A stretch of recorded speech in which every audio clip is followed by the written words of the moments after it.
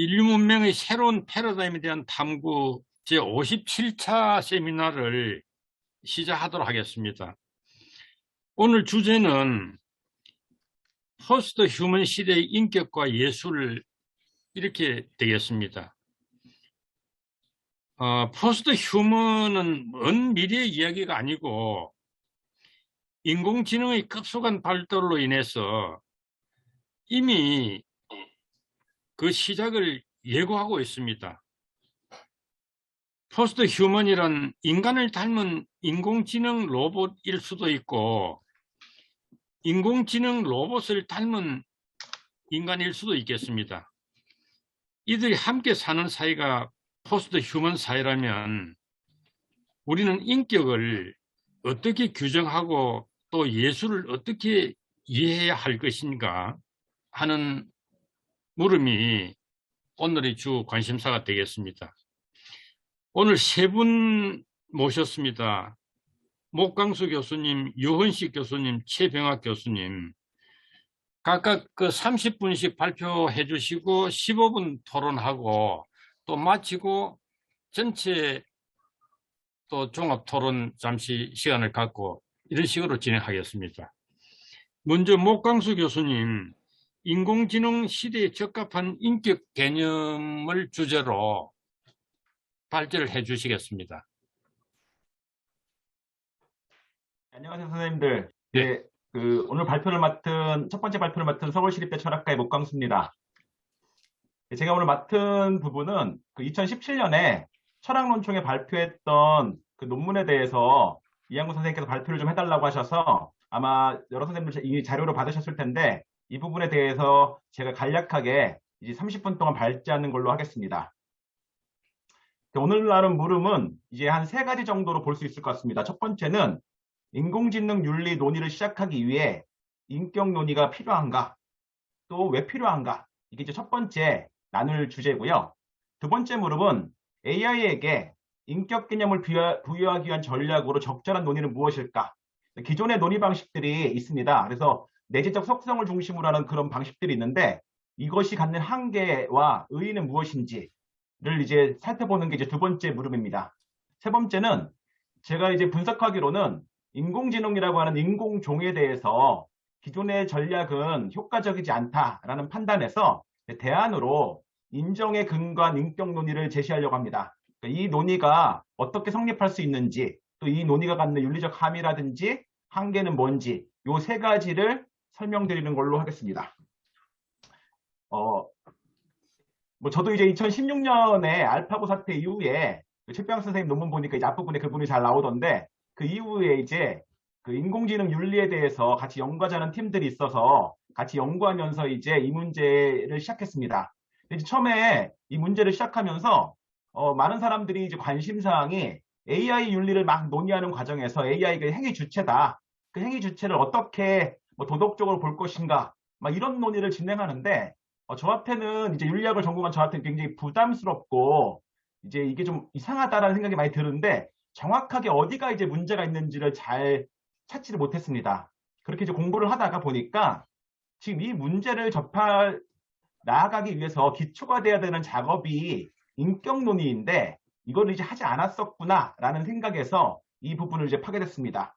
왜냐하면 그 인공지능과 이제 인간이 이제 사회적 관계를 맺게 되는 거죠. 지금 이미 약한 인공지능과 관계에서는 우리 사회에 많이 들어와 있고 이제 사람들이 이제 예견하기로는 이제 강한 인공지능이나 더 발달하는 것들이 있을 수 있다. 이런 전망들을 하고 있는데 그러니까 이제 오늘 주제인 이제 포스트 휴먼 논의도 시작되는 것 같습니다.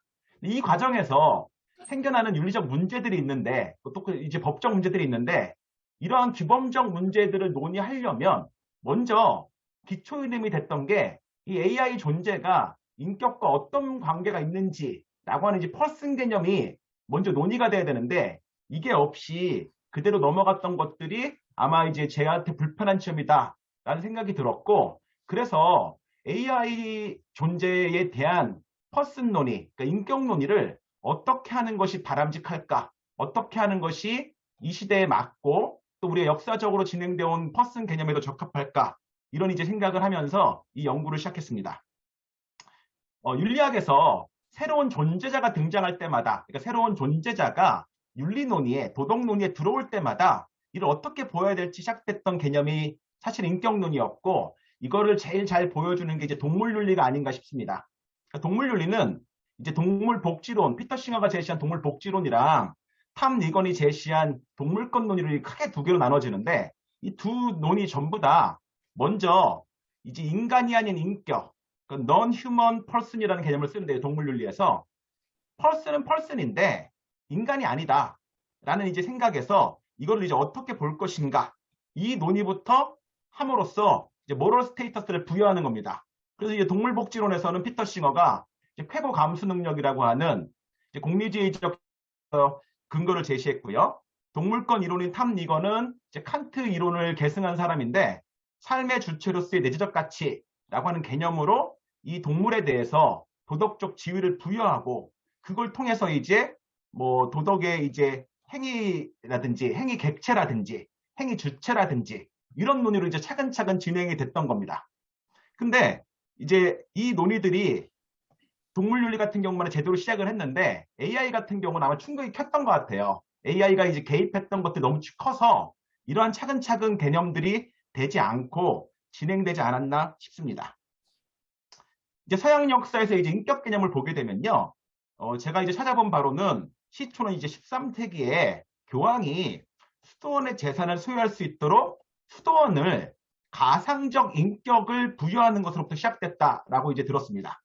게다가 이제 우리가 잘 아는 것처럼 16세기 대항해 시대가 되면서 장기적 항해로 이제 불확실성이 커지니까 저 배를 이제 띄울 때마다 이 배에 이제 보험도 들어야 되고, 또 이것들이 이제 파손됐을 때 손해도 청구해야 되고, 이런 과정에서 사람들이 이제 각각의 어떤 법적 조치를 하기 위해서 먼저 법적 인격, 우리가 이제 많이 들어본 개념이죠. 법인이라는 것을 이제 설정하게 됐다라고 들었고, 최근 들어서는 이제 2017년에 뉴질랜드 정부가 이제 신성시하는 강에다가도 이 강을 보호하기 위해서 법인을 이제 부여했었다라고 합니다.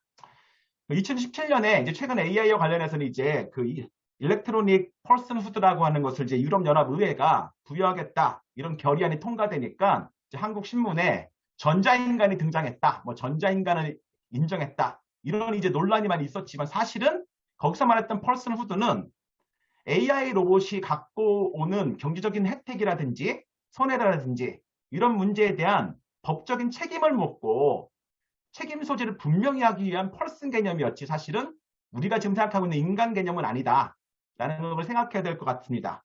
이거 보시는 것처럼 서양 역사에서 사용될 때 인격이라고 하는 개념이 인간이랑 긴밀한 연관이 있기도 하지만, 지금 보여드렸던 몇 가지에서 보시는 것처럼 법적이고 윤리적이고 어떠한 책임 소지라든지 이러한 그 관계를 설정하기 위한 어떤 개념으로 쓰였다라는 것을 아실 수 있을 겁니다. 이론적으로는 이런 논의들을 분석해 보면 두 가지 특징이 표면적으로 드러난다는 걸 알 수 있습니다. 첫 번째는 인격은 주체나 인간과는 구분되는 개념이라는 겁니다. 그러니까 주체라는 개념, 이제 서브젝트를 쓸 때에 뭐 사람마다 쓰는 방식이 좀 다를 수는 있겠지만, 뭐 주체, 자 이런 개념으로 쓸 때는 어떤 심리 상태라든지 자의식이라든지 자기의식이라든지 이런 개념을 중심으로 쓰는 것 같고요. 인간이라는 개념을 쓸 때는 이제 유기체로서의 어떤 통합성을 가지고 있는 존재로서를 쓰는 것 같습니다. 근데 인격은 학문적으로 이제 보에티누스가 이제 대표적으로 말했던 것처럼 어떠한 능력을 갖춘 개별 존재, 특히 이제 인간을 많이 전제했기 때문에 이성적 능력을 많이 이야기했던 것 같아요. 그렇지만 이 논의를 이제 보편적으로 일반화시켜서 본다면은 어떤 능력을 가지고 있는 존재에 대해를 규정할 때 썼던 그런 개념이라는 특징이 하나고요. 두 번째는 이것이 독자적인 어떠한 그 단독자로서의 논의라기보다는 사회적 관계에서 특히 규범적 논의를 할 때에 사용됐던 걸로 알 수 있습니다. 특히 이제 법적 지위라든지 도덕적 지위 같은 논의가 관계된다라고 볼 수 있습니다. 이 두 가지가 이제 표면적인 어떠한 속성 특징이라면, 파생적인 특징이 이 둘을 연결시켰을 때 나타나는 것이 도덕성이라든지 규범성이라든지 이런 측면에 대한 논의. 이거는 이제 어쩔 수 없이 뭐 1인칭적인 관점에서 이것이 내재적이든 객관적이든 비객관적이든 간에 어떤 식으로든 1인칭 관점을 가질 수밖에 없는 그러한 특징이 있는 게 아닌가 이렇게 싶습니다. 이게 이제 인격 개념이 갖고 있는 서양 철학에서의 기본적인 이제 특징이고요.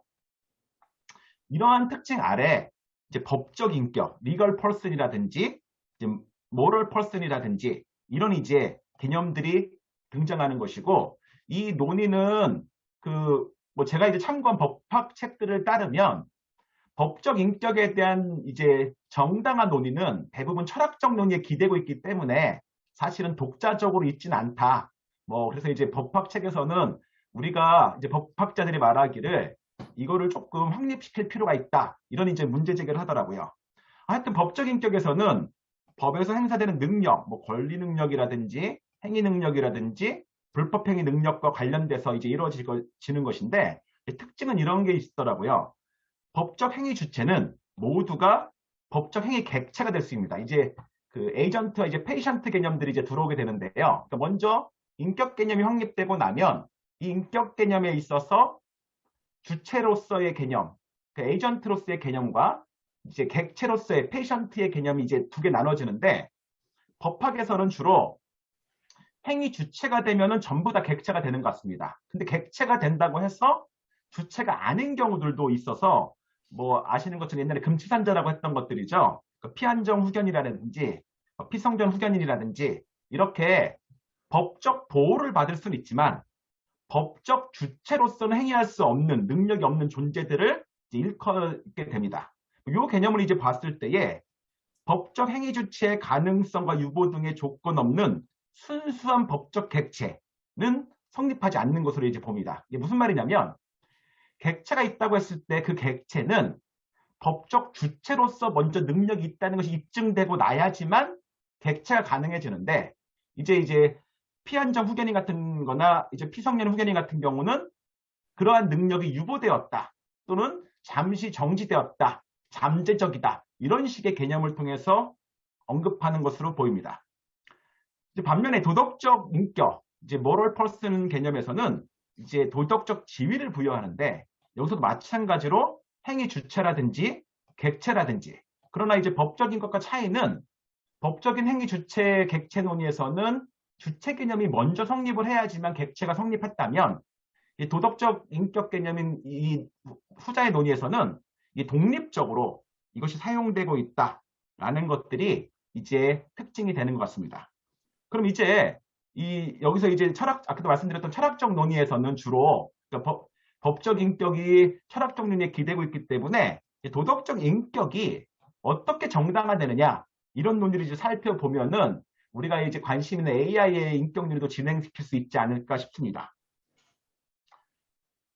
그래서 도덕적 인격, 이제 moral person 개념을 설명할 때 가장 대표적인 논의가 속성 보유에 근거한 인격 개념입니다. 그러니까 어떤 거냐면, 인격이란 어떤 능력을 갖춘 개별 존재이다. 그러니까 어떤 능력을 내재적 속성으로 가지고 있으면 그 존재가 도덕적 존재가 된다, 이런 설명 방식입니다. 아까 잠깐 이제 동물윤리 말씀을 드렸으니까 동물윤리를 한번 생각해 보시면 쉽게 이해가 되실 것 같아요. 인간이 합리성이 있기 때문에, 이게 내재적 속성을 갖고 있기 때문에 인간이 도덕적 지위를 갖고 있었죠. 모럴 퍼슨이 됩니다. 마찬가지로 동물이 동일한 합리성을 내재하고 있다면 동물도 역시 그 모럴 퍼슨이 될 수 있다. 뭐 이런 논의를 이제 하게 돼서 속성을 예를 들 때 이제 주로 이성주의자들은 합리성을 예를 들어서 설명합니다. 그러나 공리주의자들 같은 경우는 쾌고 감수 능력이 있으면 된다. 그러니까 고통이라든지 쾌락이라는 걸 경험할 수 있다면 그걸로 충분히 도덕적 존재가 될 수 있다, 이렇게 말합니다. 그래서 피터 실러 같은 경우는 인간뿐만 아니라 동물도 도덕적 존재다, 이렇게 말하는 겁니다. 또 더 나아가서 유전적인 인간성이라는 게 있다. 인간이 가지고 있는 유전적인 측면만 있다면 모든 존재는 도덕적 존재이다. 그러니까 이제 갓난아기 같은 경우에 합리성이라든지 이런 게 결여되어 있을 때 갓난아기도 유전적으로는 유전자가 가지고 있기 때문에 그 특성이 내재적으로 있다면 도덕적 지위를 부여할 수 있다. 뭐 이런 식의 논의들로 진행되고 있습니다. 근데 이제 이런 것들을 이거 설명하는 과정에서 이제 윤리학에서는 이제 문제가 발생하는 경우들이 있습니다. 첫 번째가 인간 내에서도 저러한 단일 속성으로 설명을 했을 때에 이제 가장자리 상황 논변이라고 이제 불리는 비판이 등장합니다. 그러니까 예를 들면 합리성이라는 걸 이야기를 했는데 혼수 상태에 있는 뇌수 상태에 있는 환자의 경우는 합리성이 없거든요. 이제 합리성이라고 하는 기준에서 이제 가장자리에 있는 거죠. 그랬을 때 합리성의 기준이 없는 존재를 우리가 모럴 퍼슨으로 보지 않는 거, 다시 말하면 도덕적 인격, 도덕적 고려 대상으로 보지 않는다는 게 우리가 가지고 있는 직관에 어긋나는 거죠. 분명히 우리는 인간이라고 생각을 하는데 규범적으로는 인간이 아니다. 도덕적 고려 대상이 아니다. 라고 말하는 게 과연 정당한가? 이런 이제 속성 논의가 갖고 있는 한계들이 있고 뭐 이걸 이제 극복하기 위해서 뭐 잠재성 문변이라든지 뭐 이런 방식으로 이걸 이제 타파하려고도 노력을 하지만 역시 문제가 되는 지점입니다. 이제 인간종에서 이제 좀 넘어와서 이제 동물과 같이 연결시켜서 봤을 때 자연종이라고 하는 동물에서도 문제가 발생합니다. 이제 종차별주의 문제인데요. 합리성을 근거로 해서 이제 이야기했을 때에 합리성이 인간이 도덕적 존재인 이유, 인간이 아닌 동물이 도덕적 존재가 아닌 이유를 댈 때에 인간이 가지고 있는 합리성, 특성만을 가지고 말한다면 인간이라고 하는 종에게 부여된 어떤 성질 때문에 인간에게만 어드밴티지를 주는 거는 부당하지 않느냐? 이건 종을 차별하는 거다. 객관적이지 못하다. 이제 이런 비판이 제기되는 겁니다. 그래서 속성 논의는 자연종에서까지도 이제 문제가 되는 논의로 이제 많이 되고 이 부분이 동물윤리에서는 이제 가장 핫한 이슈가 있는 지점입니다. 지금까지 이제 윤리적 논의는 여기까지였어요. 근데 이제 문제는 인공종인 AI가 등장했을 때가 생겨나는 것 같아요. 지금 논의가 됐던 내재적 속성 논의는 모두가 내재적으로 어떠한 합리성이라든지 또는 쾌고감수 능력이라든지 이런 것들이 있다는 전제에서 시작이 되는데 이제 우리가 만들어낸 기계, 어떤 프로그래밍을 통해서 또는 이제 하드웨어 같은 그 회로들을 연결해서 전기로 작동하는 어떠한 기계가 있는데 이 기계 안에 어떠한 내재적 속성이 있다 이 안에 라고 말하는 것이 이제 어려운 겁니다. 뭐 유전자도 마찬가지죠. 아까 이제 설명드렸던 유전자 같은 경우도 인간한테는 설명할 수 있는 방식인데 과연 인공종한테도 설명할 수 있는가? 그러니까 인공종 같은 경우는 논의 처음부터 배제시키고 시작하는 게 아닌가? 이제 이런 문제들이 들어오는 겁니다. 그래서 뭐 인간이 가지고 있는 우리가 이제 심리철학에서 이제 감각지라든지 또는 이제 아까 말씀드렸던 유전자라든지 이러한 것들이 과연 근거로서 정당하냐? 논의 한번 시작해보지 못하는 게 부당하지 않는가? 이런 이제 비판들이 직면하게 되는 겁니다. 뭐 이런 논의를 이제 속성 논의에서도 어떻게 좀 극복해 보려고 하는 시도들이 있었습니다. 제가 발견했던 논의는 그 속성들을 단일로 보지 말고 연결해서 보는 방식. 그러니까 도덕적 지위를 설정을 할 때 뭐 내재적 속성 A, B, C가 있으면 이 A, B, C가 조금씩만 있으면 다 된다라든지 A, B, C 중에서 하나라도 있으면 된다라든지 이런 방식으로 이제 연결 이론으로 하려는 전략들을 이제 세웁니다. 그 웨런이라고 하는 학자는 이 결합 모델을 제시하면서 이 모델을 따르면 기계라든지 특히 AI 같은 요즘에 논의가 되고 있는 존재에게도 도덕적 지위를 설명할 수 있다라고 이제 주장을 합니다.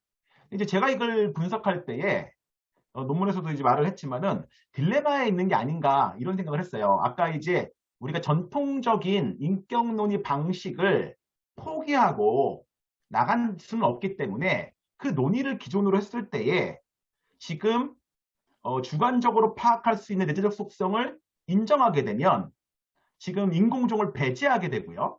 만약에 인공종 배제를 하지 않기 위해서 주관적으로 파악할 수 있는 내재적 속성을 부정하게 되면 내재적 속성뿐만이 아니라 이제 주관적인 어떠한 속성, 제가 아까 이제 그 인격 논의할 때 두 가지 자격에 대한 특징이 있고 관계에서의 기범에 대한 특징이 있고 이 둘을 연결하게 되면은 어떠한 도덕성이라든지 이런 주관적인 논의들이 파생적으로 나올 수 있다는 말씀을 드렸는데 그런 것까지 포기해야 되는 이런 한계가 있는 게 아닌가 싶었습니다. 뭐 저는 이제 공부하면서 여기까지 왔을 때가 이제 제가 이제 거의 뭐 어떻게 이걸 풀어야 될까 이 문제를 이제 곤란 상태에 이제 겪었었고 그러다가 이제 진전이 안 되다가 우연한 기회에 드라마 웨스트월드라는 이제 드라마를 보다가 미드를 보다가 착안을 하게 됐습니다. 뭐 제 친구가 제가 이제 AI 공부를 한다고 하니까 뭐 영화도 좀 봐야 되지 않겠냐 하면서 이제 저한테 보라고 추천을 해줘서 시작을 했는데 뭐 이 영화는 이제 리메이크된 영화입니다. 그래서 이제 현재까지 시즌이 3개쯤 나왔는데요. 2050년을 배경으로 합니다. 2050년대에 기술적으로 진보된 세계인 거예요. 그래서 서부극에 대한 사람들이 향수가 있는 그 사람들을 위한 그 테마파크가 생기는 겁니다. 그래서 이제 기차를 타고 가면 어떤 동네가 나오는데 그 동네가 모두가 다 이제 서부극 그 개척 시대에 뭐 이렇게 총을 쏘고 했던 영화에서나 볼 법했던 그런 장면들이 이루어지는 마을인 겁니다. 근데 거기에 있는 존재들은 AI 로봇인 겁니다. 휴머노이드죠. 그러니까 인간의 모습을 하고 있는 AI들이고 이제 거기에 호스트로 온 사람들이 이제 인간들인 거고 인간들은 거기서 자기가 느끼고 싶었던 그 과거의 향수들을 마음껏 행위할 수 있는 겁니다. 그래서 그 영화를 이제 저한테 추천을 하셨는데 제가 시즌 1에 그 1편과 2편을 보다가 2편에서 이 장면에서 이제 바로 이제 그 영화를 그만두고 이제 논문을 쓰기 시작했습니다. 이게 이 장면입니다. 이 주인공이 지금 이 그 테마파크를 가기 위해서 예약을 했고요. 먼저 오리엔테이션을 받으러 갑니다. 오리엔테이션을 받으러 가서 자기 몸에 맞는 이제 서부 시대의 옷이라든지 뭐 총이라든지 뭐 이런 것들을 이제 갖추는 그 오리엔테이션 날입니다. 근데 이 사람이 기차가 내리자마자 한 명의 이제 사람이 자기를 붙어서 한 명의 존재가 붙어서 이제 인도해서 옷이라든지 모든 걸 이제 설명해 줍니다. 이 사람 너무 궁금한 거예요. 테마파크에 있는 존재들이 AI 로봇이라는 건 들었는데 지금 나를 이렇게 안내해주고 있는 가이드가 인간일까 아닐까? 그래서 이런 질문을 합니다. 진짜 사람인가요? 뭐 이렇게 중간에 질문을 해요. 저는 이 질문이 그 인격성에 대한, 왜냐하면 이 장면이 뭐 제가 학생들한테 설명할 때는 잘 말 못 드리지만 사실은 약간 야릇한 장면이거든요. 뭐 마치 여기서 자기가 그 성적인 어떤 서비스도 해줄 수 있다는 식의 뉘앙스도 풍기는 그런 장면이어서 약간 어떤 관계에 대한 비범적인 얘기라고 저는 이제 해석을 했고요. 이렇게 물어봐요. 진짜 사람인가요? 그랬더니 이 그 가이드를 줬던 이 여자가 이렇게 답을 합니다. 그 영어가 더 그 이해가 잘 될 것 같아서 한번 읽어보겠습니다. If you can't tell, 그러니까 당신이 내가 인간인지 아닌지 구별할 수가 없다면 does it matter? 중요합니까? 이런 질문이에요. 만약에 보는 데 있어서 지금 혼란스러운 거죠. 이 주인공 자체 인간이 이 존재자가 나와 관계 맺고 있는 상호작용하고 있는 이 존재자가 지금 인간인지 아닌지 구분이 안 된다. 그렇다면 어떻게 행해야 될 것인가? 뭐 이런 질문도 저는 이제 읽혔고 이게 중요하냐? 이런 얘기를 이제 했습니다. 그래서 저는 지금까지 그 속성을 중심으로 해서 퍼슨 논의를 해왔는데 지금 여기서 좀 착안을 해본다면 어떻게 보이는가? 이게 중요하지 않을까? 이런 생각을 하게 된 겁니다. 왜냐하면 제가 이제 인공지능 윤리를 공부한다고 해서 여러 사람들하고 이야기를 하다 보면 이제 여러 사람들을 만나게 되는데 그 중에 한 부류가 AI 로봇은 아무리 인간의 모습을 하고 있어도 그냥 사물이다. 자꾸 사람들이 착각할 뿐이다. 그러니까 그 사물은 사물로서 대우하면 되는 거지. 거기에 윤리 논의를 하는 것은 넌센스다. 이런 이제 부류들도 만나거든요. 근데 저한테 고민은 만약에 내가 구분할 수가 없다면 여기서 지금 말하는 것처럼 나는 그 존재한테 어떻게 대우해야 되는가. 영화에서 보게 되면은 가끔씩 이제 AI 그 서비스를 이제 돕는 사람 그 여자 로봇한테 이제 성추행을 행하는 성추행도 말이 안 되는 거죠. 그냥 어떻게 보면은 그냥 사물한테 대하는 걸로 되지만 그 광경이 주변에 있는 사회적 관계에 인간들에게 또 피폐함을 제공하고 또 그걸 행한 사람한테도 죄책감을 주게 되고 여러 가지 이런 관계들을 영화에서 보게 되는데 그런 관계들에 대해서 우리가 그냥 넘겨야 되는 건가? 정말 사물이라고 보는 게 정당한가? 뭐 이런 생각을 하면서 이게 우리가 구분할 수 없다면 또는 구분할 수는 있지만 확신할 수 없는 정도의 수준까지 이게 온다면 우리의 태도, 인간의 태도는 규범적 대상으로 보고, 다시 말해 이제 오늘 논의대로 하면 person으로 보고 배워야 되는 거 아닌가? 이런 이제 생각을 하게 됐습니다. 여기서 이제 말했던 이 논의를 이제 학문적으로 한번 생각해 보자라고 했을 때, 인격을 아까 이제 속성에 대한 방식, 어떤 능력을 갖춘 개별 존재에 대한 이야기였다면 관계에 의한 설명인 거죠. 관계에 의한 설명. 사실은 이 방식은 이 법인 설명할 때도 있는 겁니다. 어느 강의 또는 선박이 내지적으로 어떠한 속성을 갖고 있지는 않지만 거기에 관계 맺는 인간들 사이의 관계 때문에 어떠한 속성을 부여할 수도 있는 거거든요. 그런데 마찬가지로 튜링 테스트가 그런 거죠. 튜링 테스트가 있다 이제 연주 선생님 논문에도 나오던데, 튜링 테스트가 생각하는 기계가 인간인가 아닌가를 보는 게 아니라 인간이 생각하는 방식과 혼동되는 정도로 잘하고 있는가, 인간을 잘 따라가고 있는가, 이런 걸 보는 것이라면 마찬가지로 관계를 중심으로 논의를 세볼 수 있지 않을까. 그리고 이 개념은 헤겔의 논의를 이제 20세기 들어와서 이제 호네트라든지 여러 학자들이 설명했던 레커그니션, 인정 논의로 갖고 와서 보면 어떨까, 뭐 이런 생각을 하면서 이제 구성을 해봤습니다. 레커그니션 논의가 개념이 이제 어떻게 정리할 것인가에 대한 논란은 많은 것 같고요. 뭐 어떤 학자는 3개, 어떤 학자는 17개, 어떤 학자는 60개 정도로 뜻을 막 구분하더라고요. 근데 이제 제가 참고했던 거는 이케이 해머라고 하는 핀란드의 이제 학자입니다. 그 핀란드의 학자는 헤겔의 후기 철학 논의를 중심으로 해서 3가지로 인정 개념을 이제 해석을 하더라고요. 첫 번째는 확인입니다. 그러니까 어떤 존재자가 어떤 지위를 가질 법한지 아닌지를 판단하는 확인이고요. 둘째는 수용입니다.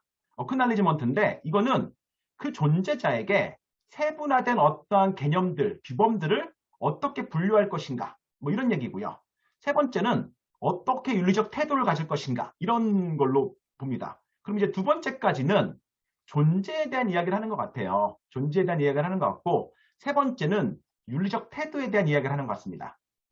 제가 이제 윤리를 전공하기 때문에 이제 그 모럴 퍼슨에 관심이 있었던 것처럼 퍼슨 개념을 할 때에 퍼슨 개념 자체를 어떠한 그 퍼슨 개념 자체가 규범적 관계에서 온 거라는 점을 착안해 본다면 인정 개념으로서 대상을 파악하는 관계적 논의가, 퍼슨 논의가 존재로부터 규범적 논의까지 일목요연하게 연결시킬 수 있지 않을까? 뭐 이런 생각을 하면서 이제 구성을 해봤습니다.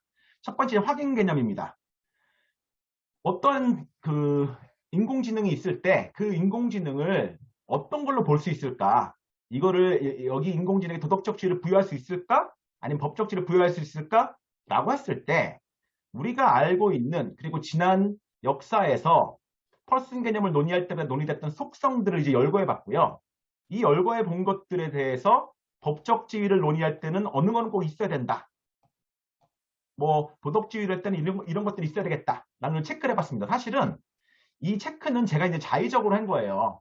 제가 이 논문에서도 여러 번 강조하고 있는데 이 체크 자체가 중요한 게 아니라 이런 방식으로 이제 이 속성은 늘어날 수도 있습니다. 여기 이제 등등으로 한 것처럼 어떤 속성이 필요한지는 제 생각에는 전문가 집단이랑 그 AI를 지금 다루는 측이랑 사회에서의 어떤 경험 연구를 통해서 이걸 뽑아내야 될 것 같고요. 이걸 가지고 어떤 게 필요한지 이렇게 해보면서 그러면 이런 것들이 만족된다면 이 존재에게는 리걸 퍼슨 개념을 부여할 수 있다. 또는 모럴 퍼슨 개념을 부여할 수 있다. 이런 식의 이제 확인이 가능하지 않을까 싶습니다. 두 번째는 이제 어크날리지먼트인데요. 이거를 또 세분해서 논의를 해본다면 이제 법적 지위를 할 때에도 이제 법적 그 페이션트까지 가능한 것인지, 주체까지 가능한 것인지, 또는 도덕적 지위를 할 때도 역시 마찬가지로 페이션트까지 가능한 것인지, 그러니까 등급을 나눌 수 있다는 겁니다. 인간에 대한 도덕적 지위를 나눌 때에도 갓난아이라든지 뭐 배아라든지 성인이라든지 뭐 이렇게 차이가 있다는 것들 때문에 이 차이를 없이 하나로 다룰 때 생겨나는 문제들이 좀 있더라고요. 그래서 이것들도 마찬가지로 등급을 나눠본다면, 왜냐하면 AI라는 게 이제 계속 발달 단계에 있기 때문에 지금은 이제 약한 인공지능 단계밖에 없지만 더 많은 것들이 있을 수도 있거든요. 이제 발달 단계에 따라서 어떤 AI에게는 약한 지위를 부여할 수 있는 것이고 준인격을 부여할 수 있는 것이고 어떤 존재한테는 충분한 인격의 개념을 부여할 수 있지 않을까, 이런 이제 세부적인 것들을 해볼 수 있지 않을까. 그리고 이 나누는 과정에서도 비중도 생각을 해봐야 되는 것 같아요. 합리성이 더 중요하다. 도덕적 지위 문제에서는. 또는 뭐 이해감이라는 게 더 중요하다. 뭐 이런 것들도 따져볼 수 있지 않을까 싶습니다. 여기도 마찬가지로 이 목록이라든지 이것들이 필요하다는 건 이제 기존 논의들을 참고한 거고요. 여기에 이제 비중을 어떻게 둬야 되는가. 뭐 이것도 이제 생각해 볼 필요가 있는 것 같아요. 예를 들면 법적 지위를 할 때는 외양 같은 경우는 중요하지 않은 것 같습니다. 근데 도덕적 객체를 말할 때도 별로 중요하지 않은데 도덕적 주체를 말할 때는 외양도 굉장히 중요하게 고려되는 것이 아닌가. 그러나 이거는 변화될 수 있습니다. 논문에서도 말씀드렸던 것처럼 이제 허라고 하는 영화는 이제 외양이 없죠. 소프트웨어일 뿐인데도 불구하고 주인공이 이제 인격적 관계를 맺으면서 이제 사랑에 빠지는 영화지 않습니까? 그래서 마찬가지로 외양이 중요하지 않는 변화들이 있을 수 있다. 그러나 그거는 그 이미 도덕 공동체를 허락하고 있는, 허용하고 있는 인간들 사이의 관계 속에서 인식 변화와 동반될 부분이기 때문에 이 변화도 이걸 참고할 수 있다. 이게 이제 두 번째 어크날리지먼트, 수용 파트랑 관계 있고요. 세 번째는 이제 그렇다면 어떠한 도덕적 태도를 가질 것인가. 여기 부분은 현 단계로서는 인간들이 기존의 도덕 공동체의 성원이라고 불리는 인간들이 AI 존재에게 어떻게 대우할 것인가를 나눌 거로 이제 생각을 해서 이것도 이제 그 보편적 이기주의 관계에 있을 때, 뭐 특수한 이기주의 관계에 있을 때, 또는 보편적 이타주의 관계에 있을 때, 뭐 이제 해겔 전문가들이 이렇게 세 개쯤 이제 호네트도 이렇게 하죠. 나눠서 이제 태도와 상태를 구분하는데 이 방식을 갖고 와서 우리도 지금 있는 존재들한테 해볼 수 있지 않을까? 이런 겁니다. 예를 들면 AI 존재가 들어와서 이제 서비스를 하고 도우미 역할을 해주는 관계에 있다면 거기에 요구되는 거는 이제 권리인 거죠, 권리. 도덕적으로도 그렇고 법적으로도 그렇고 권리가 들어가는 것이고. 근데 그 관계랑 제가 허처럼 사랑에 빠진다. 그러면 이제 친밀감 단계에 사랑 단계로 빠질 수 있는 거죠. 또는 그 존재들과 함께 우리가 같이 공동체를 구성하는 이제 성원으로서 동등한 대우를 갖게 되면서 연대를 느끼게 된다? 그럼 이제 박애라고 하는 게 필요할 수 있을 것 같습니다. 그래서 이제 오늘 논의에 이제 보면 이제 포스트 휴먼이 등장해서 어떻게 나아가는 얘기들을 하시는데 아마 이것도 인간과 상호작용을 어떻게 퍼슨 개념을 가지고 시작해서 해가느냐에 따라서 이 관계도 변화가 있지 않을까, 발전 단계가 있지 않을까 뭐 싶습니다. 예, 이제 정리하고 이제 마무리를 하겠습니다. 저는 이제 주장은 이겁니다. AI 또는 AI 로봇에 적합한 인격 개념은 인정에 근거한 이제 관계 중심의 논의에서 찾아야 된다.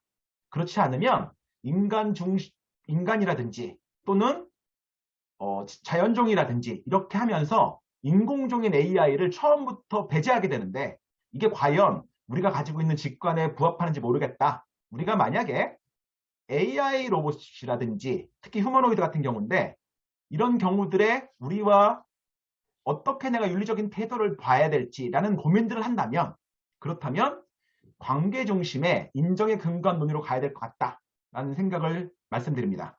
이 논의가 갖는 장점은 이 논의 자체는 뭐 발표에서는 제가 자세히 설명 못 드렸지만 전통적인 인격 개념을 거의 다 받아들이고 있습니다.